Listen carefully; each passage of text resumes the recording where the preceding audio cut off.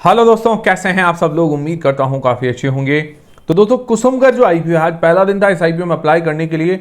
Bumper subscription देखने को मिला है, बम्पर जीएमपी भी चल रही है, तो सारी चीज़ें जानते हैं। उसके अलावा इसकी एंकर लिस्ट कल की तारीख में हम डिस्कस नहीं कर पाए थे, वो भी डिस्कस कर लेते, कैसी एंकर लिस्ट आई है।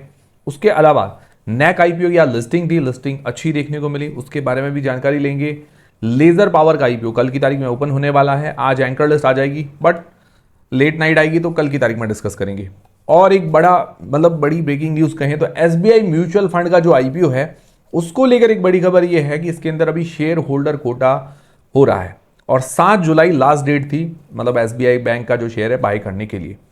तो हालांकि लोगों के बीच में यही कंफ्यूजन था क्योंकि डीआरएचपी के अंदर कोई भी शेयर होल्डर कोटा को लेकर जानकारी नहीं थी। बट अभी मैंने आपको कहा भी था कि हो सकता है आरएचपी में ये कुछ चेंजेस कर दें। लगभग चेंजेस होते नहीं है, बट इन्होंने चेंजेस किया और इंट्रोड्यूस कर दिया शेयर होल्डर कोटा। तो हो सकता है कि भाई ये जो शेयर होल्डर कोटा है अपने जो प्रीमियम जो कस्टमर, मतलब जो लगातार एसबीआई बैंक के साथ जुड़े हुए हैं, जो उसके अंदर इन्वेस्टेड हैं, उन्हीं को शेयर होल्डर कोटा देना चाहते हो। पहले जानकारी इन्होंने पब्लिक नहीं की, बाद में जानकारी आ गई, तो ऐसा भी हो सकता है। बट ऐसी कोई दिक्कत वाली बात नहीं अगर आपने शेयर नहीं लिया है, क्योंकि बड़ा इश्यू साइज होने वाला है, तो काफ़ी अलॉटमेंट के चांसेस है इसके अंदर। तो ज़्यादा चिंता वाली बात नहीं है कि आपको अलॉटमेंट नहीं मिलेगा। इसके अंदर काफ़ी लोगों को इसको अलॉटमेंट मिल ही सकता है, इश्यू साइज बड़ा होगा इस कारण। दूसरी चीज़ ये है कि भाई मैंने आपको वीडियो के अंदर ये भी कहा था कि बाई चांस मान लो शेयर होल्डर कोटा हो जाए तो आप चाहो तो एक शेयर लेके रख सकते हो एसबीआई बैंक का। ये मैंने वीडियो के अंदर जानकारी भी दी थी। अब कोई दिक्कत वाली बात नहीं, आपको पछताने की कोई ज़रूरत नहीं है कि ना कभी आप शेयर होल्डर कोटा वाला शेयर नहीं ले पाए। इसमें नॉर्मली रिटेल कैटेगरी के अंदर ही शेयर होल्डर कोटा वाला मिलता है और एक लॉट रिटेल कैटेगरी का मिलता है। अब इसके लिए जो ज़्यादा पछताने की ज़रूरत नहीं है, टेंशन फ्री रहो। और बड़ा इश्यूज है तो आराम से अलॉटमेंट नॉर्मल कैटेगरी के अंदर भी मिल जाएगा बस। अब जानते हैं जो नैक आईपीओ, नैक पैकेजिंग आईपीओ, उसकी आज लिस्टिंग थी, 188 रुपये के आसपास लिस्ट हुआ, लगभग 10.5% इसका खुलते ही प्रॉफिट देखने को मिला। बढ़िया बात है, 192 हाई जाके आया 192 रुपीज़ तक। फिर इसकी जो क्लोजिंग है लगभग 183 रुपीज़ के आसपास हुई है।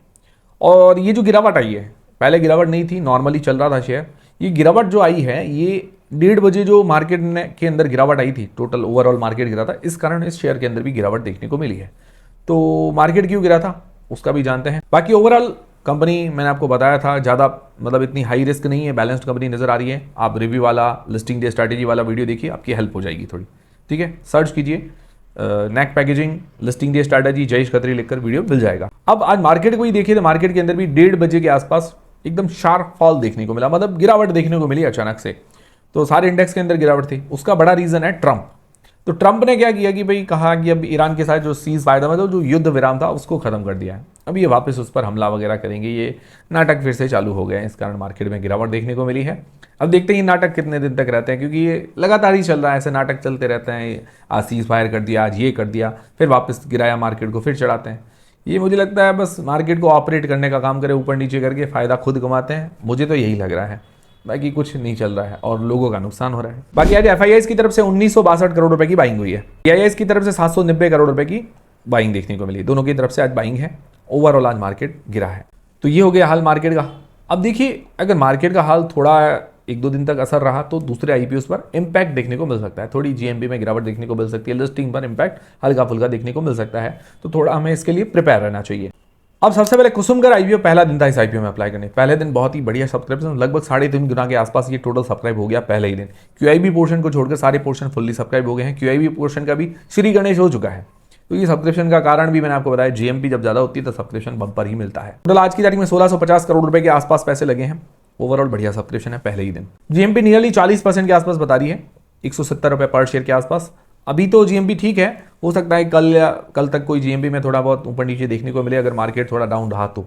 बाकी ओवरऑल मार्केट में इसकी डिमांड अभी तो ठीक चल रही है। बाकी आप में से किन किन लोगों ने पहले ही दिन इस आईपीओ में अप्लाई किया, कमेंट करके जरूर बताइएगा। फिर बात आती है इसकी एंकर लिस्ट की। तो कुसुमकर आईपीओ अगर एंकर इन्वेस्टर्स के द्वारा देखा जाए तो 194 करोड़ रुपए, 194 करोड़ रुपीज जुटाए गए हैं। तो अगर इसके अंदर म्यूचुअल फंड्स की बात करें तो म्यूचुअल फंड के अंदर जो 10 बड़ी कंपनियां हैं वो शामिल है। उसके अंदर निपॉन है, एसबीआई है, white oak, ICICI, ISIF, Mirae asset, Motilal Oswal, Bandhan, Tata और एक्सिस म्यूचुअल फंड। तो ये बड़े म्यूचुअल फंड हाउसेस शामिल है। तो देखा जाए तो टॉप अगर म्यूचुअल फंड्स देखें तो एसबीआई टॉप है, का भी आईपीओ भी आने वाला है। फिर निपॉन है, आईसीआईसीआई, एक्सिस और टाटा, मोतीलाल, ये टॉप में ही गिने जाते हैं। तो ये सारे अच्छे म्यूचुअल फंड शामिल हैं। तो म्यूचुअल फंड के अंदर आप अच्छी रैंकिंग दे सकते हैं। फिर इंश्योरेंस कंपनी भी अच्छी है, जैसे एक्सिस, कोटक, ये बड़े नाम शामिल हैं इंश्योरेंस कंपनीज के अंदर। फिर FIS की बात करें तो गोल्डमैन सैक्स है, ब्लैक रॉक है, तो ये जो ग्लोबल इन्वेस्टर्स हैं वो शामिल है। तो ओवरऑल एंकर लिस्ट अच्छी है, 10 में से लगभग 6.5-7 आराम से रेटिंग दे सकते हैं। मतलब एंकर लिस्ट के अंदर आप कहें तो पूरा 1 पॉइंट भी मिल जाता है, सब्सक्रिप्शन के अंदर भी पूरा 1 पॉइंट मिल जाता है, GMP के मामले में पूरा 1 पॉइंट मिल जाता है। तो और क्या चाहिए। बाकी कल फाइनल अपडेट वाला वीडियो मिल जाएगा। बाकी मेरी तरफ से कोई बाय और सेल का रेकमेंडेशन नहीं है, जो भी आप डिसीजन बनाएं अपनी रिस्क अपना एनालिसिस लगा के बनाएं। फिर दोस्तों जो लेजर पावर एंड इंफ्रा का IPO है, कल की तारीख में ये ओपन होने वाला है। इसके रिव्यू का वीडियो आपने जस्ट ही देखा होगा, मैंने इसके जस्ट पहले एक रिव्यू का वीडियो डाला है, ठीक है। तो उसका वीडियो लाइव हो चुका है, आप रिव्यू वाला वीडियो देखिए, उसके अंदर सारी चीज़ें क्लियर हो जाएगी। इसकी GMP 5 से 10% के बीच में मूव कर रही है, क्योंकि मार्केट डाउन है। पहले 10% लगातार बरकरार थी, बट मार्केट जैसे ही डाउन हुआ तो थोड़ा ऊपर नीचे डिमांड हो रही है। 5 से 10% के बीच में, लगभग 10 से 20 रुपये पर शेयर के बीच में इसकी GMP बता रही है। तो डिमांड देखा जाए तो 5 से 10% के बीच में मूव हो रही है, ठीक है। बाकी कल एंकर लिस्ट डिस्कस करेंगे, सब्सक्रिप्शन देखेंगे, ओवरऑल डिमांड देखेंगे तो कैसी है, उसके अंदर सारी चीज़ें क्लियर हो जाएगी। तो आपके जो डाउट्स हैं और क्लियर हो जाएंगे। और जो SBI म्यूचुअल फंड का IPO है, उसकी डेट्स लगभग हो सकती है 14 जुलाई के आसपास, ठीक है। तो 7 जुलाई अगर इन्होंने डेट रखी थी कि भाई लास्ट बाइंग डेट थी अगर SBI बैंक की, तो हो सकता है कि इन्होंने RHP वगैरह 7 जुलाई, मतलब 7 जुलाई को कल की तारीख में फाइल हो गई होगी। अभी पब्लिकली बाहर जानकारी आ जाएगी और डेट्स वगैरह भी जल्दी हम देखने को मिल जाएगी, तो फाइनल डेट्स भी आ जाएगी। और बाकी मैंने आपको कहा शेयर होल्डर कोटा के लिए अगर आप SBI बैंक का शेयर नहीं ले पाए तो चिंता करने की बात नहीं है। बाकी मैंने सारे अपडेट्स आपको दिए थे कि भाई आपको बाई चांस लेके रखना है, DRHP में जानकारी नहीं है शेयर होल्डर कोटा को लेकर, बट फिर भी आपको लेकर रखना है सेफ्टी के लिए, तो आप लेकर रख सकते हैं। मैंने सारी जानकारी आपको प्रोवाइड करवा दी थी। अगर आप जुड़े रहते हैं हमसे तो आपको जानकारी मिलती रहती है।